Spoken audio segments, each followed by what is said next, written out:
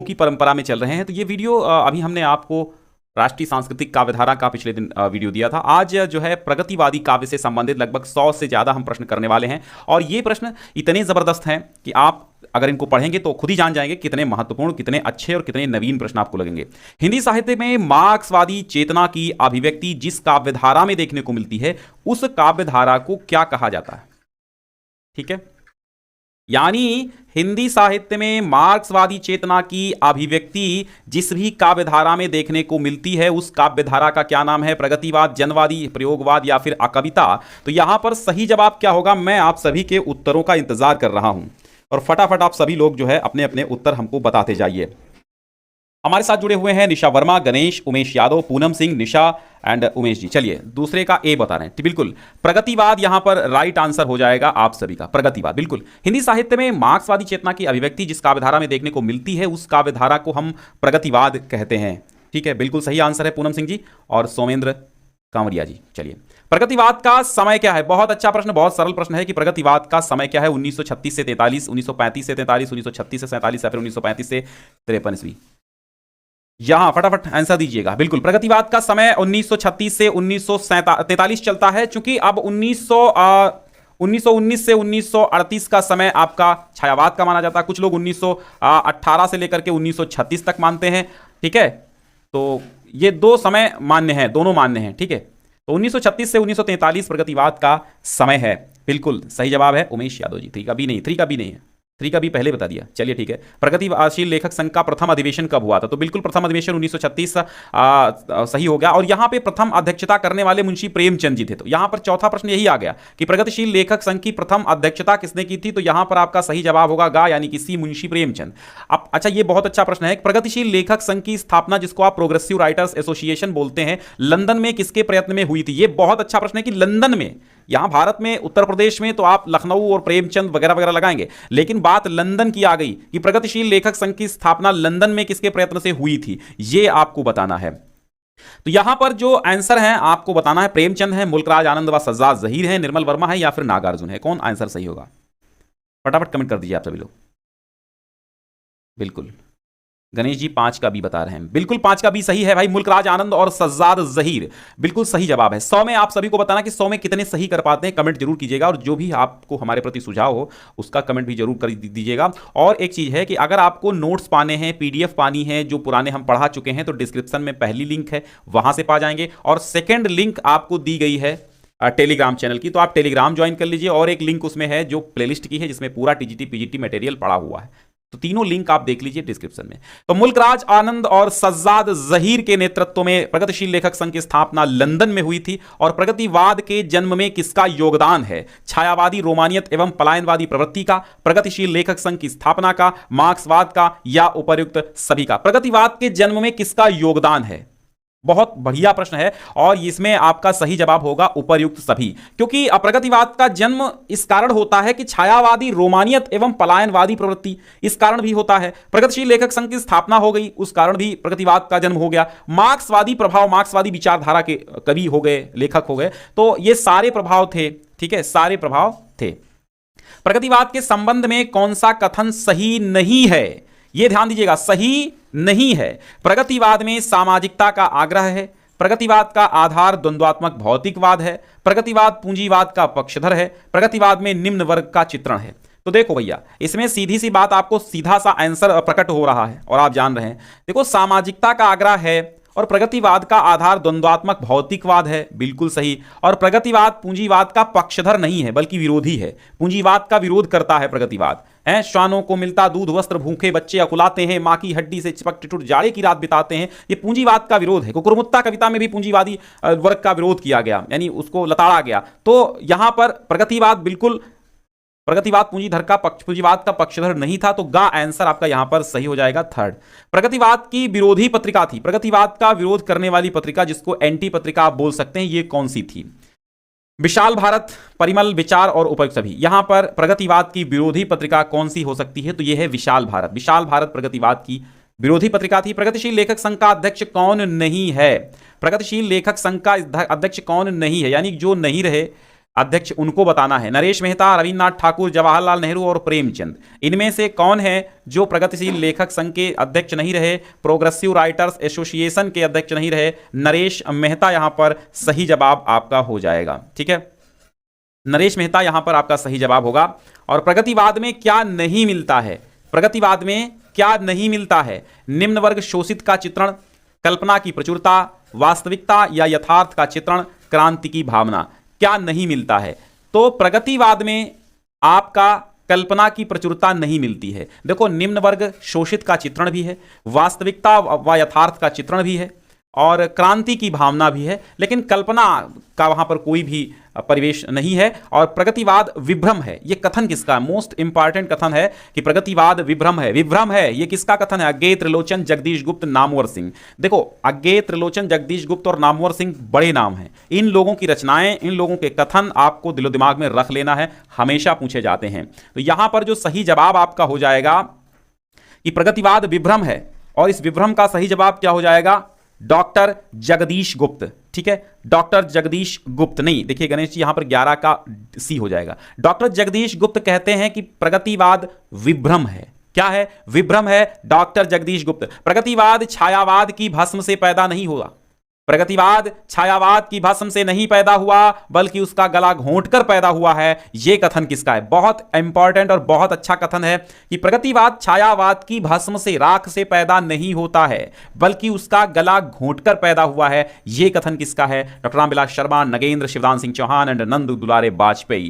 क्या सही जवाब होगा इसका? डॉक्टर नगेंद्र का यह कथन है, बी आपका सही जवाब हो जाएगा कि प्रगतिवाद छायावाद की भस्म से पैदा नहीं होता। नगेंद्र कहते हैं प्रगतिवाद छायावाद की भस्म से पैदा नहीं हुआ, बल्कि गला घोंटकर पैदा हुआ है। यह डॉक्टर नगेंद्र का कथन है। और जगदीश गुप्त ने कहा छायावाद विभ्रम है, प्रगतिवाद विभ्रम है। किस पत्रिका में प्रगतिवाद आंदोलन का विरोध हुआ था? तो विशाल भारत। अभी आपने ऊपर पढ़ा था कि विशाल भारत एक एंटी पत्रिका थी, जो प्रगतिवाद की विरोधी पत्रिका थी, विशाल भारत। और उसी विशाल भारत में प्रगतिवादी आंदोलन का भी विरोध हुआ था। छायावाद के बाद नए आंदोलन की शुरुआत नंद दुलारे वाजपेयी ने किससे मानी है? 14वां प्रश्न, और आंसर दीजिएगा। छायावाद के बाद नए आंदोलन की शुरुआत नंद दुलारे वाजपेयी ने किससे मानी है? गिरिजा कुमार माथुर से, रामेश्वर शुक्ल अंचल से, बच्चन सिंह से, या फिर दिनकर से, हरिवंश राय बच्चन से, या फिर दिनकर से मानी है?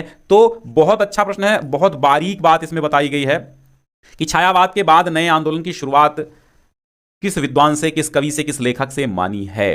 तो यहां पर आपका सही जवाब हो जाएगा गिरिजा कुमार माथुर। क्या सही जवाब है? सोमेंद्र कांवरिया जी, 14 का ए सही है, गिरिजा कुमार माथुर। शोषकों का विरोध एवं शोषितों के प्रति सहानुभूति किस काव्यधारा की विशेषता है?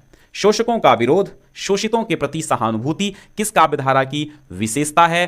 तो यह प्रगतिवादी काव्यधारा की विशेषता है।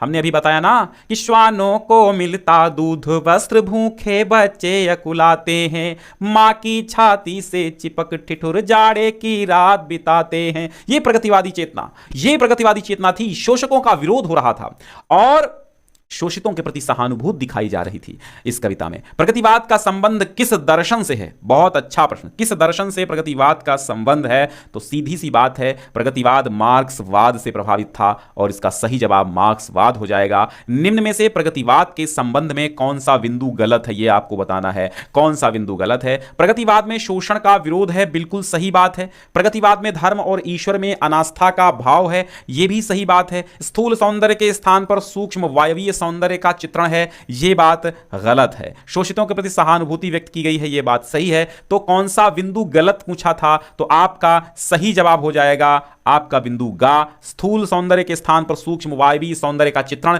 यह छायावाद की विशेषता हो सकती है, प्रगतिवाद की नहीं। तो आपका गा आंसर यहां पर बहुत अच्छा जवाब दे रहे हैं सभी लोग। हाँ बिल्कुल। नागार्जुन किस काव्यधारा के कवि हैं? नागार्जुन किस काव्यधारा के कवि हैं? तो नागार्जुन किसके कवि हैं? नागार्जुन प्रगतिवाद के हैं। युगधारा काव्य कृति के रचनाकार नागार्जुन हैं। कौन है? नागार्जुन। युगधारा और युग की गंगा केदारनाथ अग्रवाल हैं। युगधारा किसकी है? युगधारा नागार्जुन की है, लेकिन युग की गंगा केदारनाथ अग्रवाल की है। ठीक है, नागार्जुन की रचना नहीं है। यह बहुत अच्छा प्रश्न है। नागार्जुन एक ऐसे कवि, बाबा नागार्जुन, बादल को घिरते देखा है लिखने वाले। अमल धवल गिरी के शिखरों पर बादल को घिरते देखा है, और कालिदास सच सच बतलाना, कालिदास सच सच बतलाना, इंदुमती के मृत्यु शोक से अजरोया या तुम रोए थे, कालिदास सच सच बतलाना, रोया यक्ष की तुम रोए थे। नागार्जुन, बाबा नागार्जुन वैद्यनाथ मिश्र, ठीक है, वैद्यनाथ मिश्र, इनका ओरिजिनल नाम था बाबा नागार्जुन का। तो युगधारा काव्य कृति के लेखक कौन है? ये बाबा नागार्जुन है। और नागार्जुन की रचना नहीं है, ये बात करना है आपको। बादल को घिरते देखा है, बिल्कुल है। नींद के बादल, भस्मांकुर, तुम्हारी दंतुरित मुस्कान। तो देखो यहां पर जो आपका सही जवाब हो जाएगा, बादल को घिरते देखा, ये तो है इनकी, ठीक है, बादल को घिरते देखा ये है, तुम्हारी दंतुरित मुस्कान है, भस्मांकुर है, नींद के बादल केदारनाथ अग्रवाल की है, इनकी नहीं है। तो नागार्जुन की कौन सी रचना? नींद के बादल नहीं है। यात्री, बिल्कुल, यात्री उपनाम से कविताएं भी बाबा नागार्जुन वैद्यनाथ मिश्र लिखा करते थे। कौन कवि साहित्यिक हलकों में बाबा नाम से प्रसिद्ध है? तो हमने कहा ना आपको, बाबा नागार्जुन। कौन? बाबा नागार्जुन। मैथिली में, मैथिली देखिए आ गया प्रश्न आपका कि मैथिली भाषा में यात्री उपनाम से रचना करने वाले कौन थे? तो बाबा नागार्जुन थे, वैद्यनाथ मिश्र, बाबा नागार्जुन। कई दिनों तक चूल्हा रोया, चक्की रही उदास, कई दिनों तक कानी कुतिया सोई उसके पास, कई दिनों तक, कई दिनों के बाद भैया, कई दिनों के बाद। तो कई दिनों के बाद, ये पंक्तियां किसकी हैं?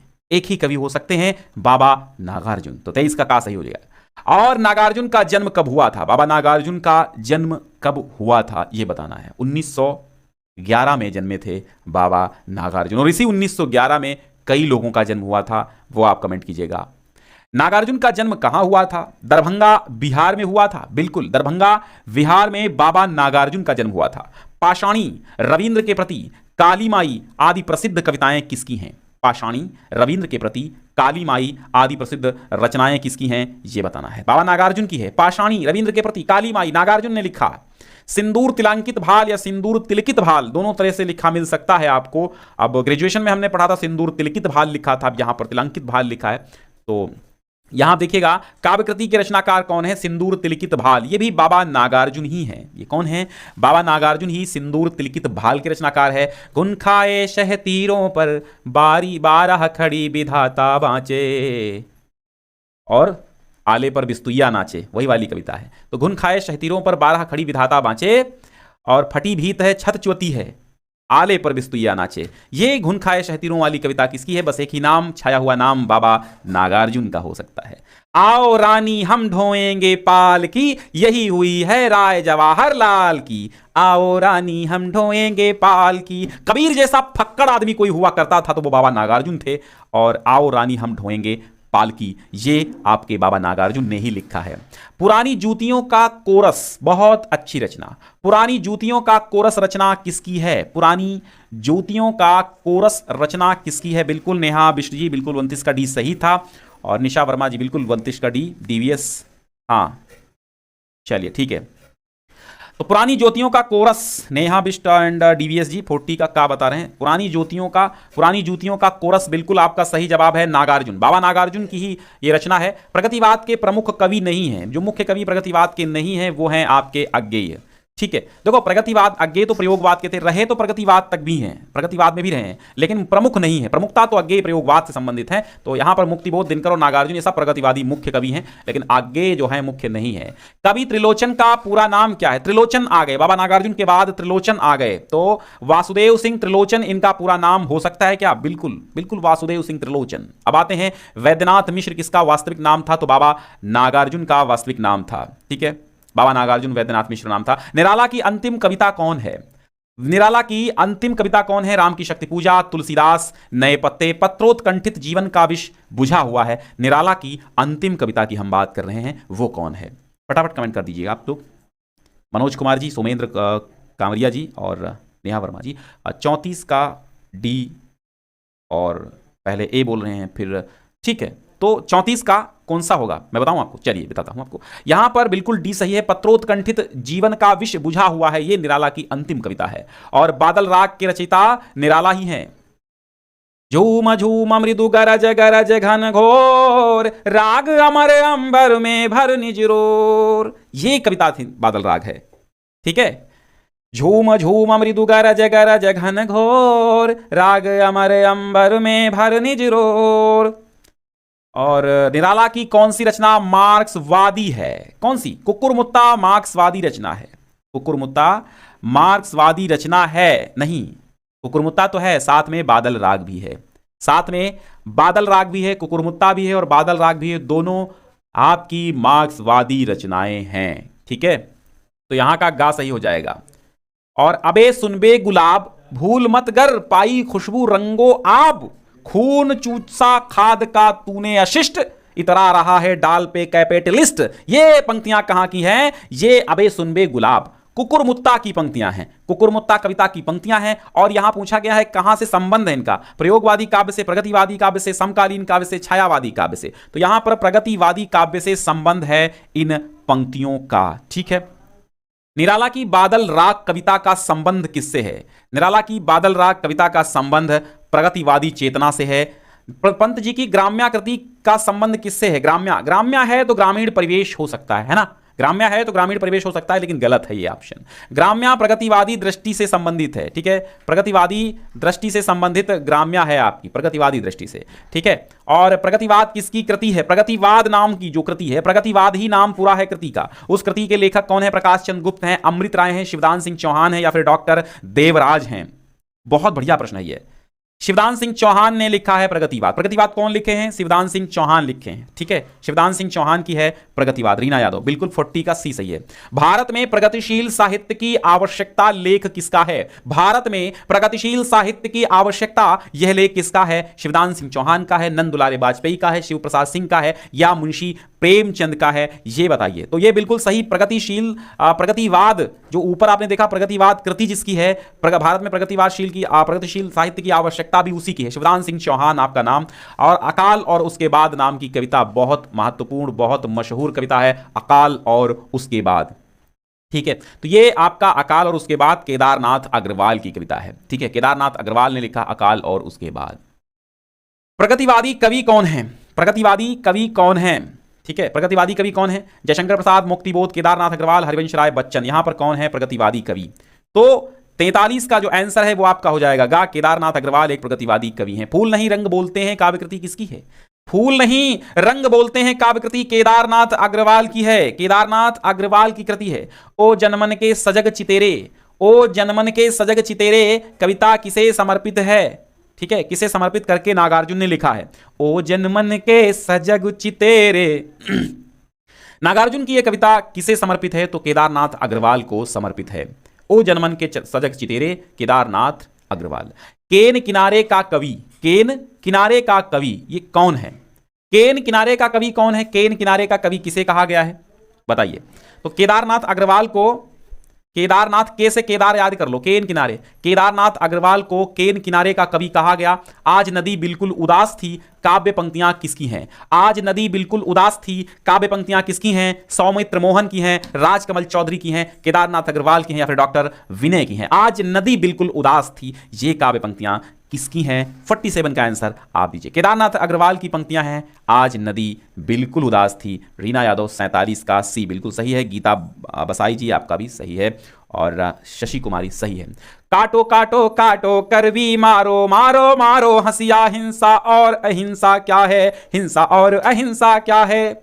केदारनाथ अग्रवाल की ये पंक्तियां किस कविता से दी गई? देखिए मैं काल वाइज, लेखक वाइज और विचारक वाइज कथन और पंक्तियां बराबर मैं वीडियोस ला रहा हूं। अभी भक्ति काल का पूरा हो चुका है, लगभग एक वीडियो और बचा है, फिर भक्ति काल की पूरी कथन और पंक्तियां समाप्त हो जाएंगी। इसके बाद में रीति काल की, फिर आधुनिक काल में जितने भी काल हैं, जितने भी मुख्य कवि हैं, सबकी पंक्तियां अलग अलग बहुत अच्छे तरीके से मैं आप सभी को करा दूंगा। पंक्तियां और कथन 10 से 15 नंबर में आते हैं, मुझे पता है वो कहाँ पे क्या आना है, कितना आना है, मतलब ये नहीं पता है, मान लो पेपर थोड़ी देखा है, लेकिन मतलब ये हमें अंदाजा है कितना आया था पिछले वर्ष की विश्लेषण के हिसाब से मैं बताता हूं। 15 पंक्तियां मैंने काउंट की हैं, 15 पंक्तियां टीजीटी के पेपर में आई थी, 15 पंक्तियां और कथन मिला के, तो आप सोच सकते हैं कि कितनी कथन और पंक्तियां कितनी इंपॉर्टेंट हो सकती हैं।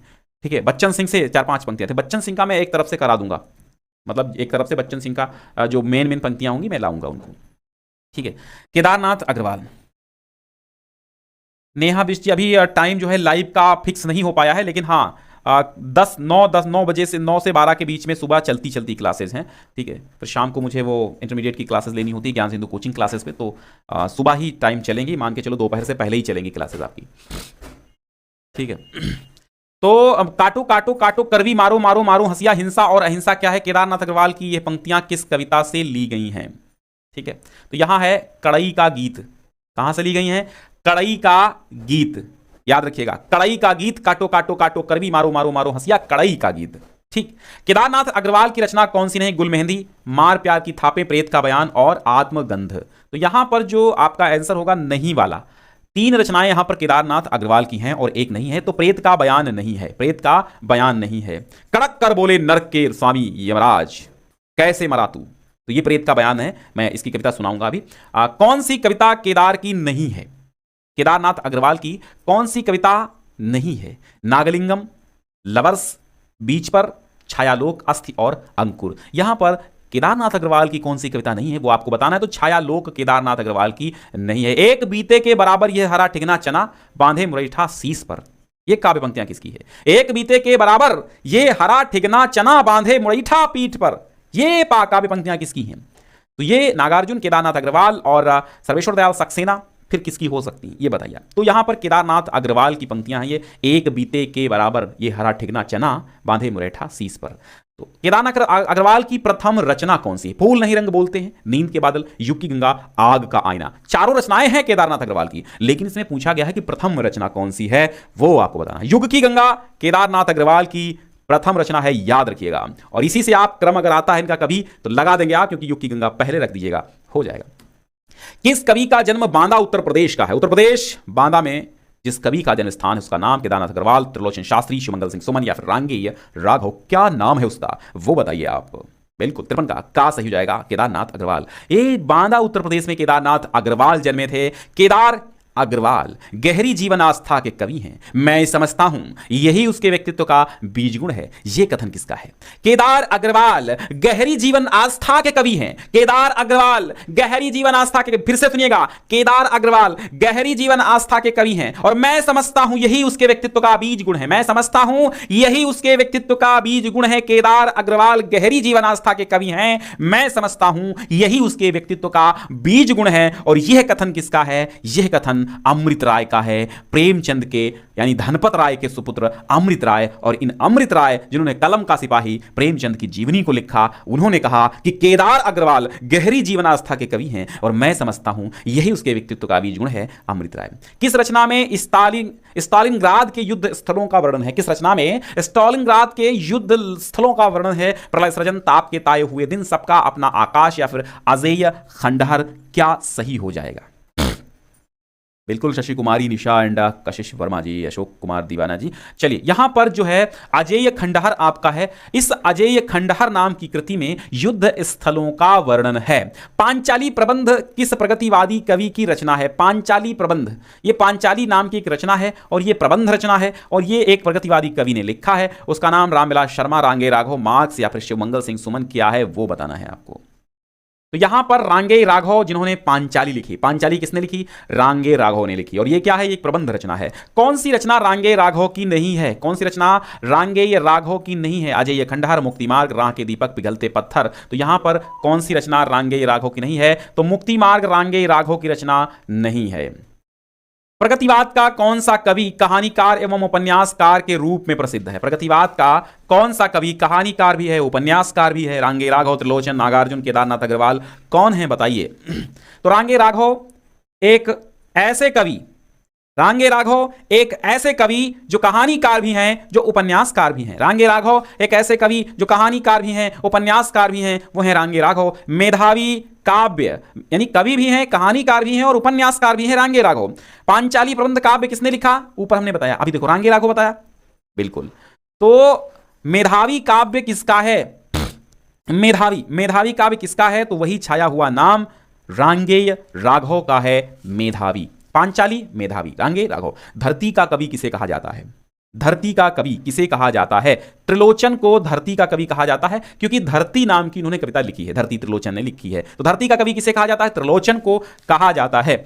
मैं उस जनपद का कवि हूं, ये कृति के रचनाकार कौन है? मैं उस जनपद का कवि हूं, ये किस कवि की कृति है? ये आपके त्रिलोचन की कवि है, त्रिलोचन की कृति है। त्रिलोचन का काव्य कौन सा नहीं है? ठीक है, त्रिलोचन का काव्य कौन सा नहीं है? आपको लग रहा होगा कि मैं बहुत जल्दी कर रहा हूं। देखिए, रिवीजन के लिए जो है थोड़ा सा स्पीड में ही किया जाता है, अनर्गल टाइम वेस्ट हमें नहीं करना है अनर्गल बातों पे, इसलिए सीधा सीधा प्रश्न पे आओ, सीधा सीधा उत्तर पे आओ। सबसे अच्छा तरीका मुझे यही लगता है। त्रिलोचन का काव्य नहीं है गुनिया का यौवन, 7 शब्द, अर्धान और मिट्टी की बारात। मिट्टी की बारात शिवमंगल सिंह सुमन का है, इसलिए त्रिलोचन का ये घा वाला नहीं है। मिट्टी की बारात शिवमंगल सिंह सुमन का काव्य है। तो गुनिया का यौवन त्रिलोचन, गुनिया का यौवन त्रिलोचन, 7 शब्द त्रिलोचन, अर्धान त्रिलोचन, ये इनकी रचनाएं। अच्छा अच्छा अच्छा, मिट्टी की बारात, ओके ओके ओके ओके, ठीक है। ये गुनिया का यौवन नहीं है भैया, गुनिया का यौवन नहीं है। अब मिट्टी की बारात क्या किसका? त्रिलोचन का है? बताइए, आप लोग कमेंट कीजिए भाई, इसमें थोड़ा सा कंफ्यूजन मुझे हुआ। त्रिलोचन का काव्य नहीं है, गुनिया का यौवन, ठीक है। तो मिट्टी की बारात भाई किसका है, ये भी तो देखना पड़ेगा।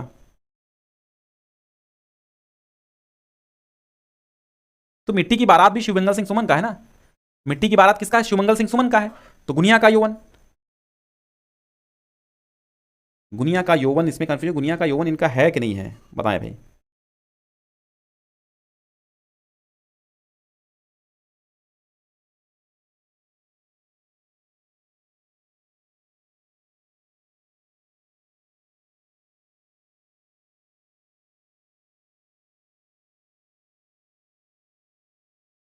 ठीक है, ये जो है मैं बताता हूं आपको।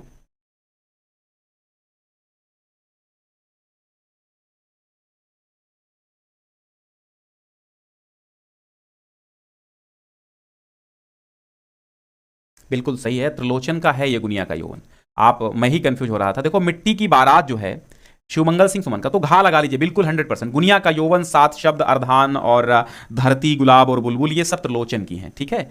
और बिल्कुल सही बात है, ठीक है। चलिए, हाँ, धन्यवाद आप सभी का।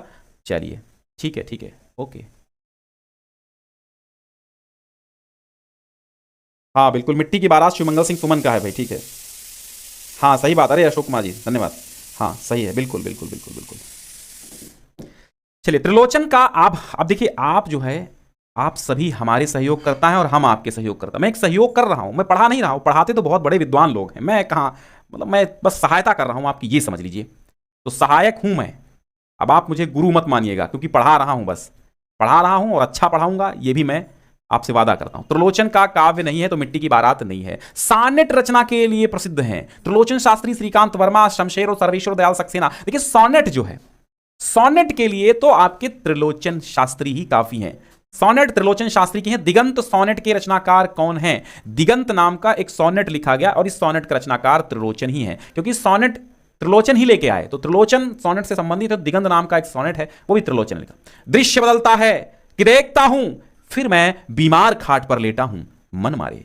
ये काव्य पंक्तियां किसकी हैं? दृश्य बदलता है कि देखता हूं, फिर मैं बीमार खाट पर लेटा हूं, मन मारे। काव्य पंक्तियां किस कवि की हैं? शिवमंगल सिंह सुमन, रघुवीर सहाय, त्रिलोचन, रामधारी सिंह दिनकर। किसकी हैं? दृश्य बदलता है, देखता हूं, मैं बीमार खाट पर लेटा हूं, ये किसकी है? तो यहां पर त्रिलोचन की पंक्तियां ही हैं। किसकी हैं? त्रिलोचन की हैं। गुलाब और बुलबुल, अभी मैंने बताया था, गुलाब और बुलबुल, धरती, ये त्रिलोचन की रचनाएं हैं, ठीक है। किसकी है? त्रिलोचन की हैं। तो 66 का भी आपका खा हो जाएगा त्रिलोचन।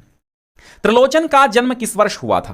त्रिलोचन का जन्म किस वर्ष हुआ था? 1917 में इनका जन्म हुआ था। सबका अपना आकाश और धरती, इसके रचनाकार कौन हैं? सबका अपना आकाश और धरती, इसके रचनाकार कौन हैं? तो सबका अपना आकाश और धरती, धरती से ही समझ लो त्रिलोचन ही है, ठीक है। धरती से त्रिलोचन समझ लो, सबका अपना आकाश और धरती त्रिलोचन। प्रगतिवादी कविता भैंसा गाड़ी, वाह बहुत अच्छा। भैंसा गाड़ी रचना, भैंसा गाड़ी के रचनाकार कौन है?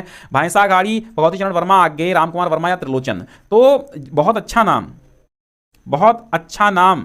चित्रलेखा लिखने वाले कौन हैं भाई? चित्रलेखा लिखने वाले कौन है? भगवती चरण वर्मा। तो भैंसा गाड़ी लिखने वाले कौन है? भगवती चरण वर्मा। देखिए भाई साहब, भगवती चरण वर्मा होगा। ठीक है। लाल झंडा मास्को अभी दूर है, लाल झंडा मास्को अभी दूर है, ये प्रसिद्ध कविताएं किसकी हैं? लाल झंडा मास्को अभी दूर है, ये प्रसिद्ध कविताएं किसकी हैं? केदारनाथ अग्रवाल, शिवमंगल सिंह सुमन, सर्वेश्वर दयाल सक्सेना, कुंवर नारायण, किसकी हैं बताइए? लाल झंडा मास्को अभी दूर है, ये शिवमंगल सिंह सुमन की कृतियां हैं। बिल्कुल शिवमंगल सिंह सुमन की हैं। और हिल्लोल प्रलय सृजन काव्य कृतियों के रचनाकार कौन हैं? हिल्लोल, जीवन के गान, प्रलय सृजन, ये किसकी रचनाएं हैं? तो हिल्लोल, प्रलय सृजन, शिवमंगल सिंह सुमन, ये गा वाला आपका सही हो जाएगा। हिल्लोल, जीवन के गान, शिवमंगल सिंह सुमन। निम्न में से कौन सी कृति शिवमंगल सिंह सुमन की नहीं है? हर क्यारी में पद चिन्ह तुम्हारे देखे हैं, हर डाली में मुस्कान तुम्हारी पाई है, हर कांटे में दुख दर्द किसी का कसका है, हर शबनम ने जीवन की प्यास बुझाई है। युगवाणी कविता क्लास 9th में चलती है, उसमें शिवमंगल सिंह सुमन जी ने ये लिखा है कि हर क्यारी में पदचिन्ह तुम्हारे देखे हैं। बहुत अच्छी कविता है। और ये शिवमंगल सिंह सुमन की नहीं है। चैती गुनिया का यौवन विश्वास बढ़ता ही गया, वाणी की व्यथा। तो गुनिया का यौवन अभी आपने त्रिलोचन का पढ़ा था, तो चैती विश्वास बढ़ता ही गया और वाणी की व्यथा। चैती किसका है? शिवमंगल सिंह सुमन का है। विश्वास बढ़ता ही गया शिवमंगल सिंह सुमन, वाणी की व्यथा शिवमंगल सिंह सुमन। शिवमंगल सिंह की किस कृति पर सन 1974 ईस्वी में साहित्य एकेडमी पुरस्कार मिला था? एशिया जाग उठा, मिट्टी की बारात, कलकत्ते का अकाल और विंध्य हिमालय। इसका उत्तर आप बताएंगे। देखो ये बहुत अच्छा प्रश्न है, बहुत सरल प्रश्न है और बहुत छाया हुआ प्रश्न है। देवांश जी और हाँ बिल्कुल, सोमेंद्र कुशवाहा जी और रोहिणी मिश्रा जी, अनीता पांडे जी, बिल्कुल। चलिए बताइए भाई साहब। हाँ बिल्कुल, मिट्टी की बारात अशोक कुमार सर, और मिट्टी की बारात बिल्कुल सर सही है आपका जवाब। मिट्टी की बारात शिवमंगल सिंह सुमन, 1974 में इनको साहित्य अकादमी पुरस्कार मिला था। सुमेलित नहीं है, सही सुमेलित नहीं है। त्रिलोचन, मैं उस जनपद का कवि हूं, रांगे राघव पिघलते पत्थर, नागार्जुन पांचजन्य, शिवमंगल सिंह सुमन, कलकत्ते का अकाल कौन सुमेलित नहीं है? तो नागार्जुन का पांचजन्य सुमेलित नहीं है। त्रिलोचन, मैं उस जनपद का कवि हूं, बिल्कुल सही सुमेलित है। रांगे राघव का पिघलते पत्थर, रांगे राघव पिघलते पत्थर बिल्कुल सुमेलित है। शिवमंगल सिंह सुमन का कलकत्ते का अकाल सुमेलित है, लेकिन पांचजन्य नागार्जुन का सुमेलित नहीं है। कौन सुमेलित नहीं है ये बताना है, ये सुमेलित नहीं है। फिर गुलाब और बुलबुल त्रिलोचन, गुलाब और बुलबुल त्रिलोचन, मेधावी केदारनाथ अग्रवाल, पुरानी जूतियों का कोरस नागार्जुन, युग की गंगा केदारनाथ अग्रवाल। ठीक है, तो मेधावी अभी आपने पढ़ा था रांगे राघव का। किसका पढ़ा था? रांगे राघव का मेधावी पढ़ा था, इसलिए रांगे राघव ये जो है केदारनाथ सिंह नहीं है, मेधावी के रांगे राघव हैं। कौन सुमेलित नहीं है फिर बताइए अगले प्रश्न में? हजार हजार बाहों वाली नागार्जुन, लोक आलोक केदारनाथ अग्रवाल, गुनिया का यौवन शिवमंगल सिंह सुमन, अकाल और उसके बाद हरिवंश राय बच्चन। नहीं भाई साहब, अब देखिए यहां पर जो है आपका अकाल और उसके बाद ये भी सुमेलित नहीं है। गुनिया का यौवन ये भी सुमेलित नहीं है। गुनिया का यौवन अभी आपने त्रिलोचन का पढ़ा था। अकाल और उसके बाद किसका पढ़ा था बताइए? हरिवंश राय बच्चन का तो यह है नहीं। अभी देखो ऊपर अकाल और उसके बाद पढ़ा था। हाँ, अकाल और उसके बाद किसका पढ़ा था? अरे मुझे ध्यान नहीं है। बताएं भाई, अकाल और उसके बाद किसका है?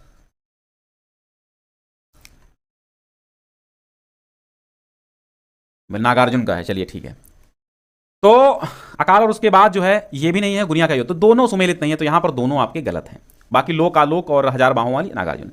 ठीक है, अब देखिए निम्न को सुमेलित कीजिए। बहुत अच्छा प्रश्न भाई, सुमेलित वाला। ताप के ताए हुए दिन, सत्यकाम, लाल चुनर, खिचड़ी विप्लव देखा हमने। तो क्या इसमें आप सुमेलित करेंगे? ताप के ताए हुए दिन ये किसके साथ जाएगा? त्रिलोचन के साथ। ताप के ताए हुए दिन त्रिलोचन से लगा दो, ठीक है। सत्यकाम पंत से लगा दो। लाल चूनर रामेश्वर शुक्ल अंचल से लगा दो। खिचड़ी विप्लव देखा हमने नागार्जुन से लगा दो। तो सत्यकाम पंत, सुमित्रानंद पंत, ताप के ताए हुए दिन त्रिलोचन, लाल चूनर अपराजिता रामेश्वर शुक्ल अंचल, खिचड़ी विप्लव देखा हमने नागार्जुन। तो 3 1 4 2 ये वाला आपका सही हो जाएगा। निम्न पंक्तियों के रचनाकार और सुमेलित कीजिए, रचनाओं और रचनाकारों को सुमेलित कीजिएगा भाई। आज नदी बिल्कुल उदास थी, सोई थी अपने पानी में उसके दर्पण पर। आज नदी बिल्कुल उदास थी, आज नदी बिल्कुल उदास थी और सोई थी अपने पानी में उसके दर्पण पर। तो केदारनाथ अग्रवाल, केदारनाथ अग्रवाल की पंक्तियां हैं ये। घुन खाए शहतीरों पर 12 खड़ी विधाता बांचे और फटी भीत है छत ज्योति है, आले पर बिस्तुइया नाचे, बाबा नागार्जुन की पंक्तियां अभी हमने बताई थी। आज मैं अकेला हूं, अकेले रहा नहीं जाता, जीवन मिला है ये रतन मिला है, जीवन मिला है ये रतन मिला है, ये त्रिलोचन शास्त्री का है, लगा लो। और चढ़ी पेड़ पर महुआ, थपथपा मचाया, गिरी धम्म से फिर चढ़ी आज ऊपर, केदारनाथ अग्रवाल। ठीक है, तो यहां पे आपका गा वाला सही हो जाएगा 2 4 1 3। ठीक है, 2 4 1 3, क्योंकि आज नदी बिल्कुल उदास थी, केदारनाथ अग्रवाल ने लिखा, आज नदी बिल्कुल उदास थी, केदारनाथ अग्रवाल। ठीक है, और घुन खाए शहतीरों पर 12 खड़ी विधाता बांचे, ये नागार्जुन। आज मैं अकेला हूं, अकेले रहा नहीं जाता, जीवन मिला है ये रतन मिला है, त्रिलोचन शास्त्री। चढ़ी पेड़ महुआ, थपथपा मचाया, गिरी धम्म से फिर चढ़ी आज ऊपर, चढ़ी पेड़ महुआ, केदारनाथ अग्रवाल। ठीक है, निम्न को सुमेलित कीजिएगा। गुलाब और बुलबुल, पुरानी ज्योतियों का कोरस, युग की गंगा मेधावी। युग की गंगा केदारनाथ अग्रवाल का है, मेधावी रांगे राघव का है, पुरानी ज्योतियों का कोरस नागार्जुन का है, और गुलाब और बुलबुल त्रिलोचन का है। ठीक है, धरती गुलाब और बुलबुल त्रिलोचन का है। तो इस प्रकार आप लगाए। निम्न रचनाओं के रचयिताओं से मिलाइए। युग की गंगा केदारनाथ अग्रवाल हो जाएंगे। मिट्टी की बारात शिवमंगल सिंह सुमन, तो यार मिट्टी की बारात यहां पर है नहीं। सतरंगे पंखों वाली, परशुराम की प्रतीक्षा को दिनकर लगा दो। ठीक है,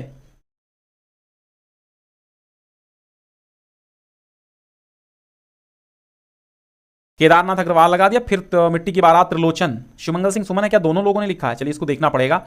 और फिर नागार्जुन सतरंगे पंखों वाली है, तो यहां पर बचते त्रिलोचन ही है। सतरंगे पंखों वाली नागार्जुन हो गए, परशुराम की प्रतीक्षा दिनकर हो गए, युग की गंगा केदारनाथ अग्रवाल, मिट्टी की बारात शिवमंगल सिंह सुमन का है, त्रिलोचन का भी हो सकता है। चलिए इसको आप कमेंट कीजिए, क्या ये गलत है? ये गलत हो सकता है। ठीक है, निम्न रचनाओं को रचनाकारों के क्रम में रखिए, रचनाकारों के क्रम में रखिएगा। ठीक है, तो रांगे राघव, त्रिलोचन, नागार्जुन और शिवमंगल सिंह सुमन। ठीक है, तो ये बताना है। तो आपका रांगे राघव से पांचाली लग जाएगा। ठीक है, पांचाली रांगे राघव का लग जाएगा, और त्रिलोचन का सबका अपना आकाश, और नागार्जुन का पाषाणी लाल झंडा शिवमंगल सिंह सुमन। ठीक है, लाल झंडा शिवमंगल सिंह सुमन। तो रांगे पांचाली रांगे राघव, सबका अपना आकाश त्रिलोचन, और पाषाणी नागार्जुन, और शिवमंगल सिंह सुमन लाल झंडा। ठीक, तो आपका ये सही हो जाएगा, पांचाली। फिर है निम्न रचनाकारों के क्रम को व्यवस्थित कीजिए। फिर से केदारनाथ अग्रवाल, त्रिलोचन रांगे राघव, इधर धरती अपूर्वा हिल्लोल। तो हिल्लोल शिवमंगल सिंह सुमन है ना, हिल्लोल शिवमंगल सिंह सुमन। तो फिर रांगे राघव का मेधावी हो जाएगा, फिर त्रिलोचन का धरती हो जाएगा, केदारनाथ अग्रवाल का अपूर्वा हो जाएगा, अपूर्वा केदारनाथ अग्रवाल का। ठीक है, अपूर्वा केदारनाथ अग्रवाल, धरती त्रिलोचन, रांगे राघव मेधावी, और हिल्लोल शिवमंगल सिंह सुमन। तो सबसे पहले अपूर्वा वाला का वाला सही हो जाएगा आपका। फिर सुमेलित करना है कि मनवंतर, कलापी, नींद के बादल और युगधारा। तो उल्टा लगाओ, युगधारा नागार्जुन का है, नींद के बादल केदारनाथ अग्रवाल का है, कलापी आरसी प्रसाद सिंह का है, और मनवंतर शंभुनाथ सिंह का है। मनवंतर किसका है? शंभुनाथ। ठीक है, हाँ चलिए दोनों लोग का है, रोहिणी मिश्रा। ठीक है, और फिर देखिएगा नागार्जुन रांगे राघव, त्रिलोचन आरसी प्रसाद, पांचजन्य, पिघलते पत्थर, हजार बाहों। ठीक है, 84 का क्या लगेगा बताइए? तो नागार्जुन हजार हजार बाहों वाली को लगा दो, नागार्जुन के साथ हजार हजार बाहों वाली लगा दो। फिर पिघलते पत्थर रांगे राघव की है। मैं उस जनपद का कवि हूं, त्रिलोचन का है। आरसी प्रसाद सिंह का पांचजन्य लगेगा, आरसी प्रसाद सिंह का पांचजन्य लगेगा। ठीक है, ये सही हो जाएगा। निम्न रचनाओं को सुमेलित करो। मिट्टी की बारात, ठीक है, त्रिलोचन की है, सही है, त्रिलोचन और शिवमंगल सिंह सुमन दोनों की है मिट्टी की बारात। ठीक, पांचाली रामेश्वर शुक्ल अंचल की, नहीं, पांचाली जो है रांगे राघव की है, अपराजिता रामेश्वर शुक्ल अंचल की है, सतरंगे पंखों वाली नागार्जुन की है। तो मिट्टी की बारात शिवमंगल सिंह सुमन और त्रिलोचन दोनों की है, सतरंगे पंखों वाली नागार्जुन की है, पांचाली रांगे राघव की है, और अपराजिता रामेश्वर शुक्ल अंचल की है। ठीक है, फिर आगे व्यवस्थित करना है, इसको व्यवस्थित कीजिए आप। नागार्जुन, ठीक है, तो प्यासी पथराई आंखों के साथ नागार्जुन को लगा दो, प्यासी पथराई आंखों के साथ नागार्जुन को लगा दो। दिनकर को हुंकार के साथ लगा दो। राह के दीपक केदारनाथ अग्रवाल, रांगे राघव, गुल मेहंदी। ठीक है, प्यासी पथराई आंखें, राह के दीपक, बिल्कुल नहीं नहीं नहीं, सुनिए यहां पे आपका सही हो जाएगा। हाँ, प्यासी पथराई आंखें, हुंकार, और फिर गुल मेहंदी, ये रहा गुल मेहंदी केदारनाथ अग्रवाल, रांगे राघव राह के दीपक। ठीक है, राह के दीपक रांगे राघव की है, केदारनाथ गुल मेहंदी केदारनाथ अग्रवाल की, गुल मेहंदी केदारनाथ अग्रवाल की है, राह के दीपक करांगे राघव की है, दिनकर की हुंकार है और नागार्जुन की प्यासी पथराई आंखें हैं। ठीक है, अब देखिएगा आगे, अकाल और उसके बाद, अकाल और उसके बाद किसकी है, तो ये नागार्जुन की है, अकाल और उसके बाद नागार्जुन के साथ चली जाएगी। ठीक है, और फिर हारे को हरिनाम तो रामधारी सिंह दिनकर की है ही, ताप के ताए हुए दिन त्रिलोचन की है, फूल नहीं रंग बोलते हैं केदारनाथ अग्रवाल, फूल नहीं रंग बोलते हैं केदारनाथ अग्रवाल, ताप के ताए हुए दिन त्रिलोचन, हारे को हरिनाम दिनकर, और अकाल और उसके बाद नागार्जुन की। निम्न रचनाओं को उनके रचनाकारों के क्रम से लगाइए। ठीक है, नागार्जुन प्रेत का बयान, ठीक है, और प्रेत का बयान किसका है, नागार्जुन, अभी मैंने बताया था ना, अबे कैसे मरा तू। ठीक, और फिर दिनकर का कलिंग विजय के साथ लगाएंगे, शिवमंगल सिंह सुमन का वाणी की व्यथा, और त्रिलोचन का तुम्हें सौंपता हूं। ठीक है, त्रिलोचन का तुम्हें सौंपता हूं, प्रेत का बयान नागार्जुन, कलिंग विजय रामधारी सिंह दिनकर, शिवमंगल सिंह सुमन वाणी की व्यथा, और तुम्हें सौंपता हूं त्रिलोचन। फिर देखिए आग का आईना केदारनाथ अग्रवाल के साथ चला जाएगा, आग का आईना केदारनाथ अग्रवाल का है, और अजय खंडहर रांगे राघव के हैं, एशिया जाग उठा शिवमंगल सिंह सुमन का है, खिचड़ी विप्लव देखा हमने नागार्जुन का है। आग का आईना केदारनाथ अग्रवाल, अजय खंडहर रांगे राघव, एशिया जाग उठा शिवमंगल सिंह सुमन, खिचड़ी विप्लव देखा हमने नागार्जुन। फिर देखिएगा, मैं उस जनपद का कवि हूं त्रिलोचन, मैं उस जनपद का कवि हूं त्रिलोचन, और पंख और पतवार केदारनाथ अग्रवाल, आखिर ऐसा क्या कह दिया हमने नागार्जुन, कोयल और कवित्व रामधारी सिंह दिनकर, कोयल और कवित्व रामधारी सिंह दिनकर। तो मैं उस जनपद का कवि हूं त्रिलोचन, पंख और पतवार केदारनाथ अग्रवाल, आखिर ऐसा क्या कह दिया हमने नागार्जुन, कोयल और कवित्व रामधारी सिंह दिनकर। एक बार फिर से समझिए, मैं उस जनपद का कवि हूं त्रिलोचन, पंख और पतवार केदारनाथ अग्रवाल, आखिर ऐसा क्या कह दिया हमने नागार्जुन, कोयल और कवित्व रामधारी सिंह दिनकर। निम्न रचनाओं के रचयिताओं के क्रम से रचनाओं को लगाइए। दिनकर का उर्वशी हो जाएगा, नींद के बादल केदारनाथ अग्रवाल का हो जाएगा, प्रलय सृजन शिवमंगल सिंह सुमन, और नागार्जुन का रत्नगर्भ। यहां पर एक नई रचना आपको मिली, रत्नगर्भ, नागार्जुन की रत्नगर्भ रचना। ठीक है, नागार्जुन की है। असंगत युग्म को चुनना है, मुक्ति मार्ग भारत भूषण अग्रवाल, मेधावी रांगे राघव, राग विलास रामविलास शर्मा, मांझी न बजाओ बंशी मेरा मन डोलता है। तो यहां पर क्या सही हो जाएगा आपका, राग विलास जो है ये सही हो जाएगा, क्योंकि असंगत विकल्प यही है। देखो, मुक्ति मार्ग हो गया भारत भूषण अग्रवाल का, मेधावी रांगे राघव का, मांझी न बजाओ बंशी मेरा मन डोलता है, मेरा तन डोलता है, ये केदारनाथ अग्रवाल का है। फिर असंगत कथन चुनना है, पाषाणी, तो यही आपका असंगत है, क्योंकि पाषाणी जो है नागार्जुन की है, चंदना नागार्जुन की है, जागते रहो भारत भूषण अग्रवाल, खजोहरा निराला की है। तो 93 का सही हो जाएगा पाषाणी। संगत विकल्प बताना है आपको, रानी और कानी, मास्को डायलॉग्स, अणिमा, माया दर्पण। तो रानी और कानी क्या नागार्जुन का है, बताइए। रानी और कानी बिल्कुल नागार्जुन का है। और देखिए मास्को डायलॉग गलत है यहाँ पर, अणिमा आपका त्रिलोचन का, नहीं नहीं नहीं नहीं नहीं, अणिमा जो है ये गलत है, अणिमा इनका नहीं है, पंत का है। और माया दर्पण शलभ श्री, अच्छा यहां पे संगत चुनना, मैं असंगत के चक्कर में पड़ा था, यहां पे संगत विकल्प चुनना है, संगत विकल्प चुनना है यहां पे। ठीक है, तो यहां पर मास्को डायलॉग्स निराला का संगत विकल्प है, बाकी सब गलत है। संगत विकल्प का ही यहां पर भी चयन करना है। तो यहां पर तुम्हारी दंतुरित मुस्कान नागार्जुन का संगत विकल्प है। ठीक है, सही है। फिर संगत विकल्प चुनना है, बिल्कुल कशिश वर्मा, रोहिणी मिश्रा और आरती कुमारी, सही है। चलिए संगत विकल्प का चयन करो। तो यहां पर सिंदूर तिलकित भाल क्या नागार्जुन का है, तो बिल्कुल सही है, यहां पर यही सही है। बाकी पाषाणी तो इनकी है नहीं, पांडे बेचन, पाषाणी नागार्जुन की है, मंजीर शिवमंगल सिंह सुमन की है, और कमल के फूल धर्मवीर भारती की नहीं है। तो नागार्जुन सिंदूर तिलकित भाल के साथ जाएगा। शिवमंगल सिंह सुमन का जन्म किस वर्ष हुआ था, बहुत अच्छा प्रश्न है। शिवमंगल सिंह सुमन का जन्म कब हुआ था, तो 1915 ईस्वी में शिवमंगल सिंह सुमन का जन्म हुआ था। और सुमेलित विकल्प बताइए, सुमेलित विकल्प यानी जो सही विकल्प है यहाँ पर, जिसका मिलान सही है वो बताइए। तो यहाँ पर परशुराम की प्रतीक्षा रामधारी सिंह दिनकर का है, क्योंकि मानसी जो है मिलन पथिक मानसी रामनरेश त्रिपाठी की है। ठीक है, मनुष्य और सर्प भी रामधारी सिंह दिनकर का है। चल रहा महाभारत का रण वो वाली कविता में है, कई तो इनका है ही नहीं। ठीक है, असंगत बताना है, प्रभात फेरी कदलीवन, छवि के बंधन, भस्मांकुर। असंगत बताना है कौन है, तो यहाँ पर छवि के बंधन इनका नहीं है, शंभुनाथ सिंह का नहीं है, ठीक है। प्रभात फेरी नरेंद्र शर्मा, कदलीवन नरेंद्र शर्मा, भस्मांकुर नागार्जुन का है। और असंगत यहाँ पर बताना है आपको, ठीक है। क्या असंगत बताना? खिचड़ी विप्लव देखा हमने, नागार्जुन का है, बिल्कुल सही है। जो शिलाएं तोड़ते हैं, केदारनाथ अग्रवाल, बिल्कुल सही है। चल रही कुदाली, शिवमंगल सिंह सुमन, बिल्कुल सही है। पुष्पदीप गलत है, तो यही वाला ऑप्शन आपका गलत है। श्वानों को मिलता दूध वस्त्र, भूखे बच्चे अकुलाते हैं, माँ की छाती से चिपक ठिठुर जाड़े की रात बिताते हैं। ये पंक्तियां किसकी हैं बताइए?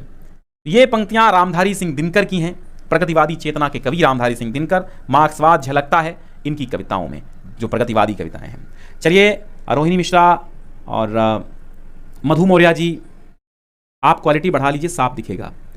और बिल्कुल, चलिए ठीक है, आप सभी लोग जुड़े, इसके लिए बहुत बहुत शुक्रिया। कल फिर हम 10 बजे के आसपास क्लास लेके आएंगे। तब तक के लिए नमस्कार, सभी को शुभकामनाएं आपके एग्ज़ाम के लिए।